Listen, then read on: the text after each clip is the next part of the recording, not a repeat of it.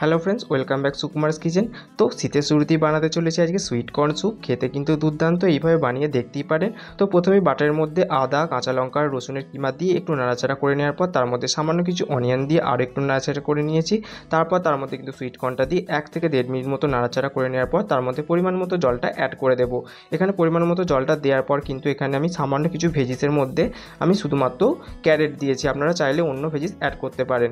তারপর এখানে কিন্তু দিয়ে দিলাম পরিমাণ মতো লবণ আর দিয়েছি গোলমরিচের গুঁড়ো দিয়ে বেশ ভালো করে কিন্তু বয়েল হওয়া পর্যন্ত আমরা ওয়েট করব সুইট কর্নটা।